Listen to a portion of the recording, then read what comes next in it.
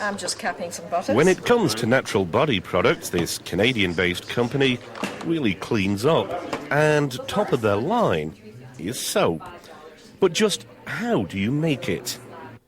It all starts with ordinary off-the-shelf olive oil, to which they add vegetable shortening, in this case hydrogenated canola oil. Because shortening is solid at room temperature, it first has to be melted in these large stainless steel tanks.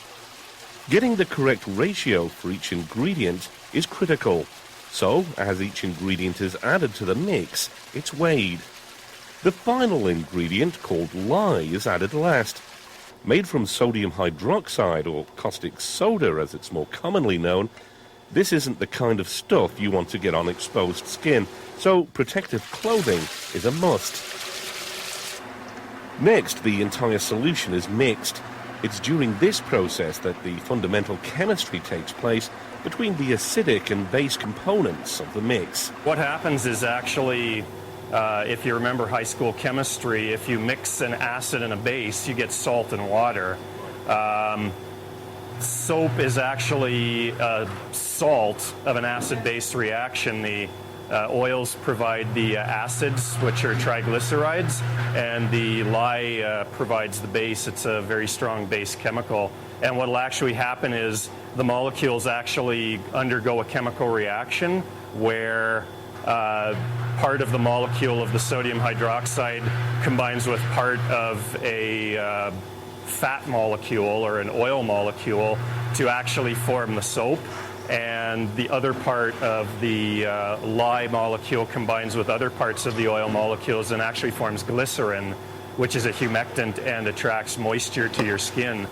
In most commercial soap production, this glycerin is removed since it's a valuable commodity that can be used in a wide range of other applications. Here, it's left in since it's a valuable and natural skin moisturizer. After a thorough mixing, the liquid soap is starting to solidify. It's now that the mixture is poured into large molds or blocks, from which slabs, then ultimately individual bars, will be cut.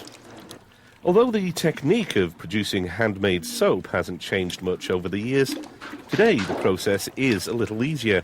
And for today's soap makers, that's good news. When I started with the company, we made product in much smaller batches because it was a much smaller company at that point.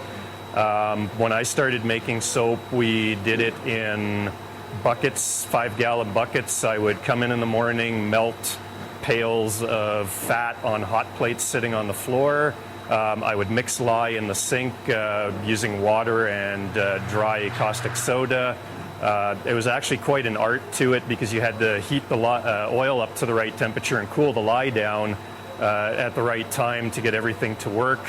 They were mixed in buckets with a hand drill, poured individually one at a time, and in about an 8.5 to 9 hour day I could produce maybe 18 blocks of soap, and each block of soap can be cut into 128 bars.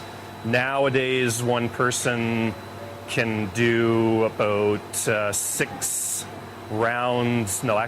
rounds of 6 blocks at a time, so we can actually make 42 blocks of soap in a day in the same time it took me to make 18 blocks when I started.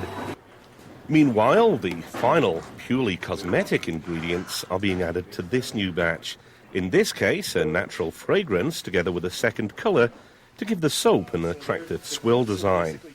From start to finish, the entire process has taken a little under 30 minutes. And that's how you make soap. Steve Kelly, Shore TV, Calgary.